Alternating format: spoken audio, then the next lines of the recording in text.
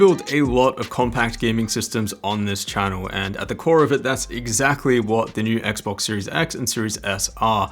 But are they actually worth picking up? By the title of this video, you'd probably assume that I'm going to say no, but that's not my intention at all. With the beefy hardware upgrades and the addition of variable refresh rate up to 120 FPS, I'm actually really interested to see what these can do. So just how good is the gaming performance of these new consoles, and how does the experience differ from a gaming PC? And if you are considering them, which one should you pick up, the Series S or the Series X?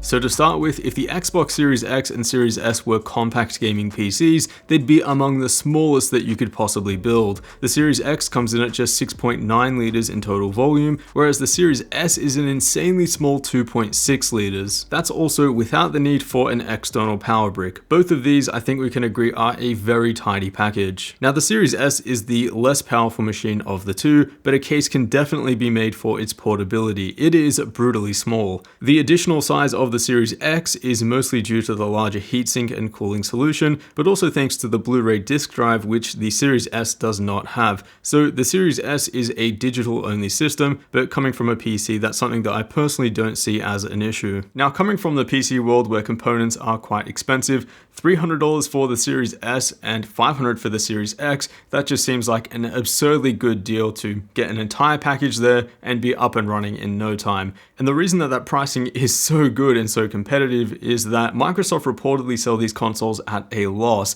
and they aim to make that revenue back with game purchases and the subscription service which is called Game Pass, which by the way is also an absurdly good deal. But under the hood is where it gets really interesting to me as a PC hardware enthusiast. Both the Series X and S use a custom 7nm SoC from AMD with a Zen 2 CPU and RDNA 2 GPU. 8 CPU cores for both, although the Series S is clocked slightly lower. The main hardware difference comes with the GPU, where the Series S has significantly less compute units than the Series X. The X also has more memory and at a higher bandwidth to deal with those higher resolution textures, and now the hardware differences are starting to stretch a bit wider between the two. Then throw in the fact that the Series X has more storage, and I think it's definitely easy to justify the $200 price difference between them if you have that cash to spare. The most interesting spec though, 120 FPS with variable refresh rate support. This brings these consoles a lot closer to an unlocked PC gaming experience compared to what we've seen with previous machines. And since there are no launch titles for the new Xbox Series X or Series S,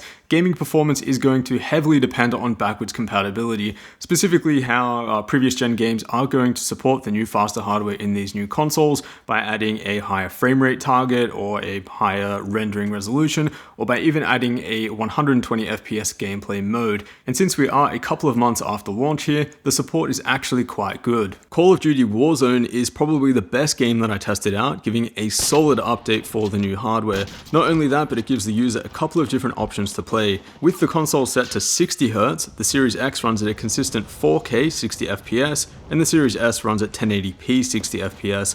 But then switching to 120Hz, both consoles run completely unlocked between 60 and 120 FPS, mostly sitting between 90 and 100 depending on the section of the map. Although at this higher frame rate, the drop in resolution is pretty significant. For the Series X, it is still visually viable to run at 120Hz, and this is definitely how I would recommend playing the game if you do have a high refresh rate display on hand. But for the Series S, the drop in resolution is a bit too much in my opinion, and I found that I actually played a bit better having it set to 1080p 60Hz. The great news is you're not locked into either one, so you can choose based on your preference. But then on the other hand, we have a game like Control, which I've played through a small amount on the PC and was pretty blown away by its ray tracing and DLSS support. Here though, the Series X and Series S are still running the previous gen versions of the game respectively. Even for the powerful Series X, that means a hard cap at just 30 FPS at 4K. So there are games like this, great games, which just haven't been updated to support the new powerful hardware in these consoles yet. Now, to be completely fair to the developers of Control, they have said that they are releasing an update next month to support the new hardware in these consoles,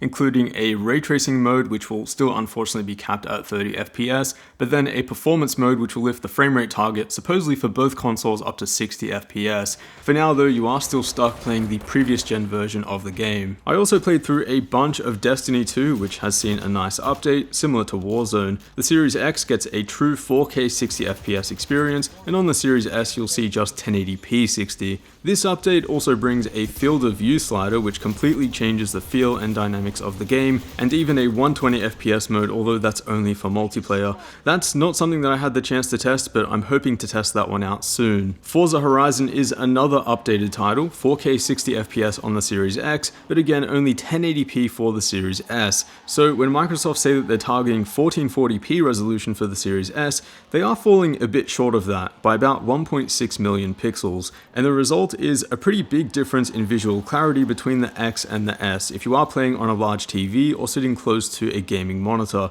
In Forza Horizon, the aliasing of the trees and shadows is a lot more noticeable and shimmery at 1080p, where it's significantly clearer and more resolved at 4K on the Series X. A few more notes: the game load times on these new consoles is extremely impressive, definitely faster than any PC that I've built, and the system boot time is equally as impressive. Then in terms of acoustics, both the Series X and Series S stayed about as close to silent as a single fan console can get. Most of that is due to the superb power efficiency of the hardware inside, but also because in some games that you'll be playing, they're probably only sitting at around 80 to 90% load due to the resolution and frame rate cap. Warzone is an exception to this, where both consoles can run completely untapped, but even then they are incredibly quiet.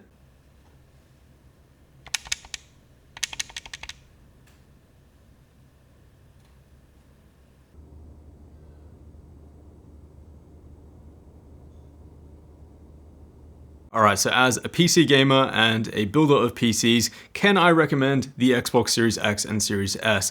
Well, based on value and the performance that you're getting at the price point, definitely. And I mean, throw Xbox Game Pass in there and you are just getting an absolute steal. Hundreds of games at a very small monthly fee. What you pay for the entire package and the performance and gaming experience that you get back in return, I personally don't think can be beaten by a PC. Having said that, there are still some real limitations. Some games aren't updated to take advantage of the more powerful hardware. There's no way to remove the frame rate cap in-game for those with high refresh rate displays, despite both machines probably having an extra 10% of performance left in the tank in most games. And as typical with consoles, there is an extreme lack of graphics tuning and customization compared to PC. Despite all of this, the gaming experience is exceptionally good for what you pay. Paired with a decent monitor or TV, input lag feels very minimal, and you can get a seriously responsive gaming experience, a lot better than I had expected. Now, despite the target resolution not seeming that different, right, 4K versus 1440p,